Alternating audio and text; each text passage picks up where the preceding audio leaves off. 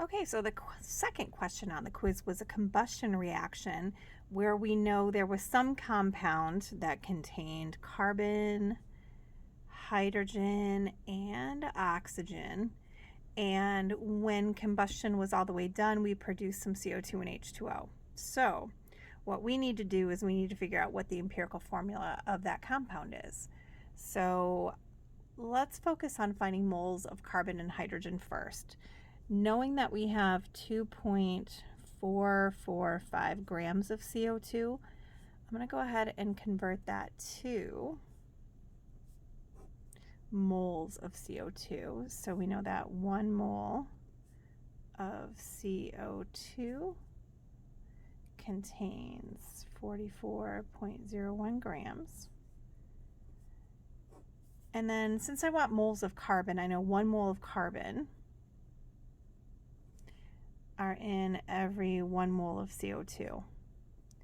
So at this point, I'm going to go ahead and calculate moles of carbon.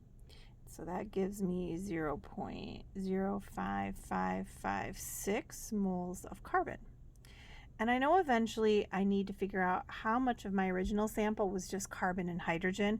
So I'm going to go ahead and just calculate grams of carbon at this point. I know that there were 12.01 grams of carbon for every 1 mole of carbon. That is 0.6672 grams of carbon. And I'm going to need both of those numbers later. So for right now, I'm going to go ahead and head on to water. I know that I had 0.6003 grams of water. Let's figure out how many moles we have. 1 mole of water has a mass of 18.02 grams.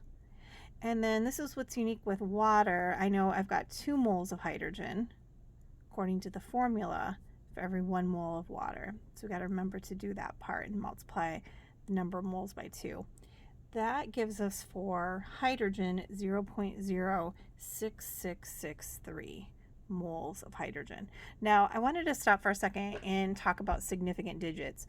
I'm kind of using my original measurements to dictate my significant figures. Later on, that should make my rounding a little bit easier. So if you rounded this off to, let's say, 0.067 or this one to 0.056, that might make it harder to get nice numbers at the end.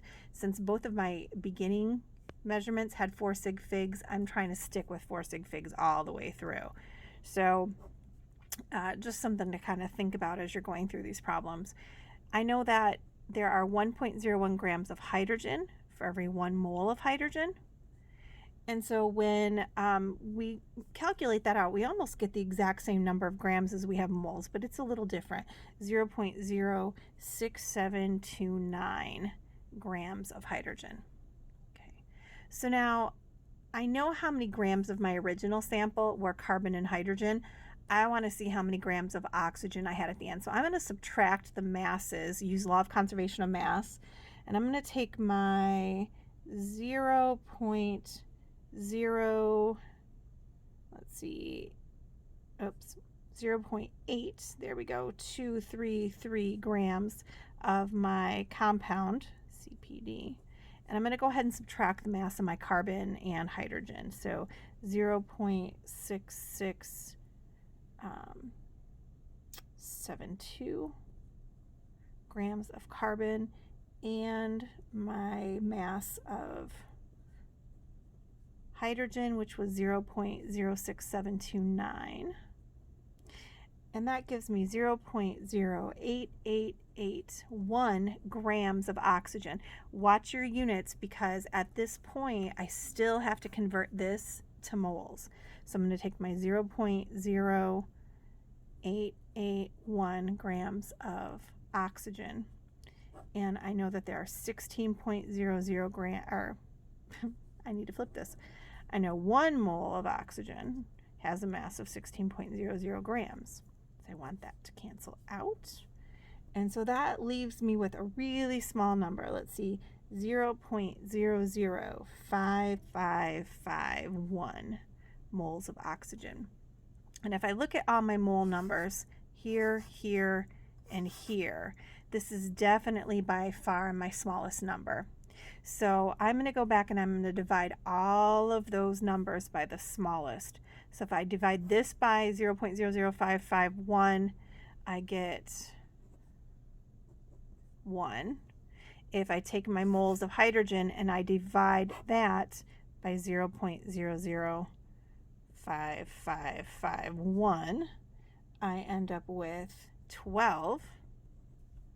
And if I divide this by 0.00551, oops, one more 5551, I get about 10. And so that ends up being our empirical formula.